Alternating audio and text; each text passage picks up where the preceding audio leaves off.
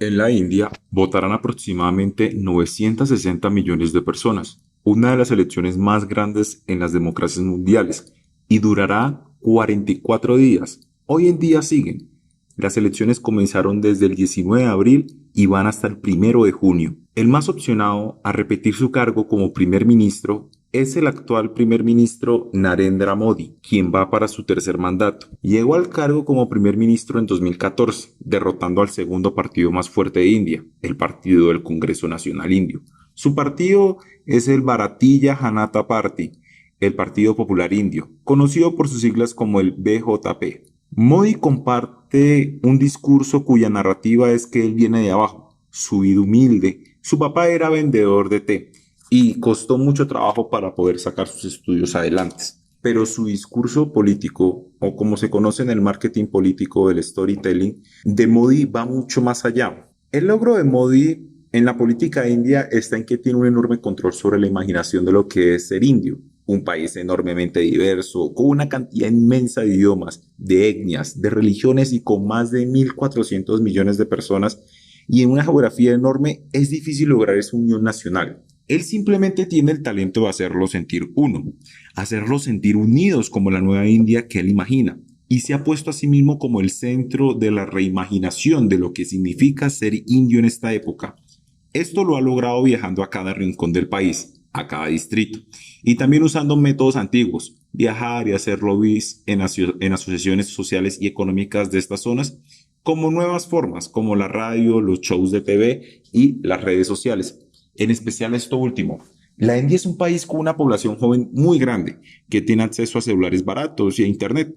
El mejor diseminador de la narrativa para él son las redes sociales. En marzo incluso de este año dio un premio estatal, el Premio Nacional de Creadores, que duró 2 horas y en el que le daba la mano y el premio a cada influencer que hay en la India.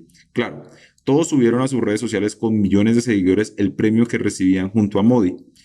Hace llamadas en medio de sus shows, hace chistes, usa la jerga de los lugares que va y habla de todo. En la vida, la nutrición, los avances en tecnología, debates nacionales, distritales, de todo. Lo más curioso es que también es profesor. En la India hay exámenes estatales. Él daba unas clases magistrales sobre esos exámenes. Es una conferencia que parece un TED Talk, llamada el Parisha Per Charsha. Es como si Petro diera clases sobre el ICFES. No tiene familia, es un hombre separado, que dice que su amor y vida lo consagra a la India.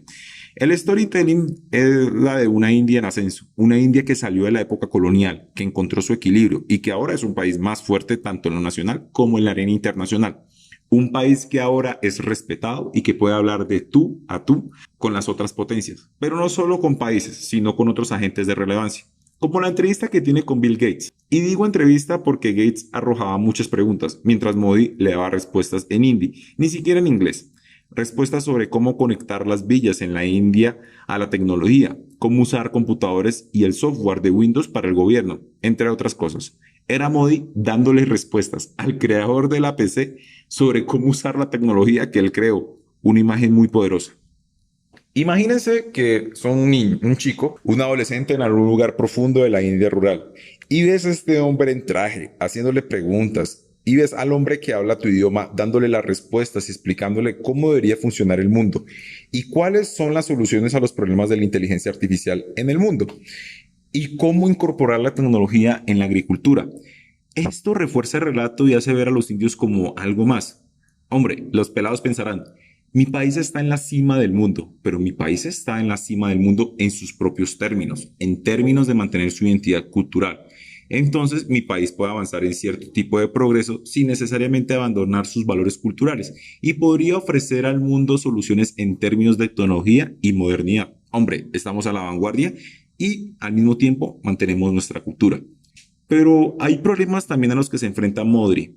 La India es conocida como un país que siempre ha tenido unos problemas económicos.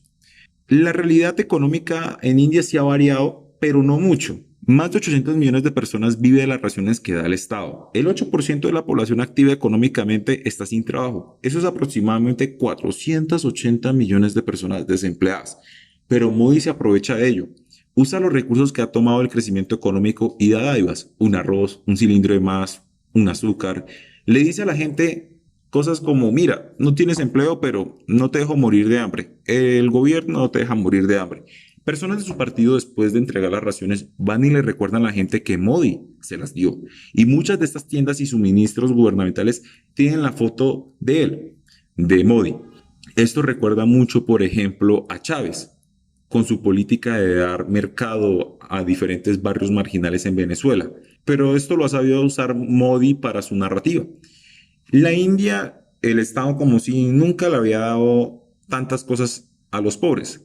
Pero la gente se da cuenta que las cosas han cambiado en estos últimos 10 años y dice, hombre, sí, Modi me ha dado algo porque los gobiernos pasados no me dijeron nada. Y el partido de Modi se sube a este barco y vende esa idea, la engrandece aún más y le dice a la gente, imagínate cuánto más te podremos dar si la India sigue creciendo de la mano con Modi. Y eso es un mensaje muy fuerte. Las últimas semanas de las elecciones, antes de las elecciones, Modi mostró un discurso más fuerte contra los musulmanes. Modi fue militante de una organización india llamada RSS, que no voy a decir su nombre en hindi porque pues es complicado, o en español conocida como la Asociación de Voluntarios Nacionales. Allí Modi fue Pracharak, que es el diseminador de la doctrina de esta organización, un adoctrinador. El RSS es nacionalista y de extrema derecha. Su sueño, un estado indio 100% hindú. Y una de las comunidades que limita su sueño, según ellos, es la comunidad musulmana, con más de 200 millones de miembros. Además de las leyes de secularización de la República India desde 1947 y 1950 con la ratificación de su constitución. Para algunos analistas de las políticas de Modi, Modi ha tomado una posición con los musulmanes igual a las leyes Jim Crow del sur de Estados Unidos, como iría Ashutosh Barzani y Connor Stacks. A diferencia de la Alemania nazi en ataques a los judíos, el proyecto de Jim Crow no era eliminar a los afroamericanos. Del mismo modo, los nacionalistas hindúes no buscan la eliminación física de los musulmanes, sino más bien relegarlos a una ciudadanía de segunda clase. El Tercer Reich, o sea, los nazis, tenían campos de concentración para judíos. El sur de Jim Crow no tenía tales campamentos, ni tampoco la India de hoy. Aniquilar la igualdad que se prometió a los negros después de la guerra civil era el objetivo de Jim Crow. Los nacionalistas hindúes también buscan abolir la igualdad otorgada a los musulmanes por la Constitución de la India de 1950. Jim Crow trataba sobre la supremacía blanca. El nacionalismo indio, impulsado por Modi, tiene que ver con la supremacía hindú. Que son dos cosas totalmente diferentes. Una cosa es ser indio y otra cosa es ser hindú. Una cosa es ser colombiano y otra cosa es ser católico. Pero si los musulmanes son una amenaza a los cristianos y en especial a los católicos, tampoco dejan de serlo. El ejemplo más contemporáneo es el arresto y posterior muerte por falta de atención médica del sacerdote jesuita Stanislaus Lorduswaimi en el 2020, al cual se le acusó hasta de ser líder de una célula guerrillera maoísta dentro de India que causó diferentes conflictos y diferentes protestas en todo el país. Sin embargo, su ataque a este grupo religioso, como a otros étnicos, no es de igual magnitud que la que hace con los musulmanes. Modi ha implementado, como lo hace Erdogan con los musulmanes en Turquía, visiones pro-hindúes como políticas de Estado. Pero frente a los musulmanes hacen sus discursos comentarios discriminatorios hacia ellos. Pero en los últimos meses su discurso ha sido más directo de ataque hacia estos. Dice que no hacen parte de esta nación india y que por el contrario son infiltrados de la misma, hasta usando el discurso de robarán su riqueza, sus mujeres y su futuro. Y esto lo hacen no solo por su background, como hablamos antes de haber sido militante en el RSS, sino también para unir a los hindúes, cuyas opiniones sobre él, sobre Modi, han ido cambiando con los años para mal, en especialmente las culturas hindúes del norte de India.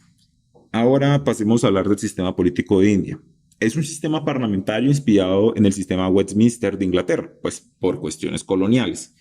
Los periodos legislativos en India son de 5 años. El parlamento es bicameral. Cuenta con una cámara alta y con una cámara baja. La cámara alta poco es relevante ya que es la cámara baja la que decide la elección del primer ministro. La cámara baja, el Lok Sabha o también conocida como Casa del Pueblo, puede llegar a tener hasta 543 miembros que son elegidos durante 5 años por voto popular. Como es el primer ministro el que tiene el poder, veamos cómo ganan las elecciones parlamentarias. Las elecciones de India duran, como ya dijimos anteriormente, 44 días. Las actuales van desde el 19 de abril hasta el 1 de junio. Son 7 fases. Actualmente siguen en elecciones. Cada fase es una circunscripción y cada circunscripción tiene sus escaños. A la final los escaños se reúnen. Es similar a cómo se elige la Cámara de Representantes en Colombia. Cada departamento nacional tiene un número de escaños y los partidos pelean en esa circunscripción por los mismos. Narendra Modi se ha coronado como uno de los hombres fuertes de esta década, junto a personajes como Xi Jinping o Víctor Orbán, y también del siglo, al lado de personajes como Erdogan o Putin. En la literatura académica, para que un autócrata personalista consolide su poder en un sistema democrático, debe alcanzar un tercer periodo. No es que en los periodos de gobiernos previos estas personas no hubiesen hecho nada para minar la democracia, sino que su poder en su tercer periodo se consolida de más. Modi ha tomado decisiones polémicas, pero su poder está sin límites, tanto fuera como dentro del Estado. Les hace señalamientos fiscales y persecuciones judiciales a los líderes de la oposición, o los encierra en cárceles. Es alguien que ha demostrado que está acumulando poder a su alrededor, que constantemente deja de lado cualquier control sobre su poder, que tiene una ideología que no considera a toda la población de este país como igual. Esta ideología tiene una visión de un ciudadano de primera y un ciudadano de segunda. Esta visión puede crecer en su tercer mandato, haciendo que los discursos se vuelvan tangibles en leyes discriminatorias más fuertes y usando el aparato de las fuerzas del Estado para acabar con la población que él considera no parte de la India.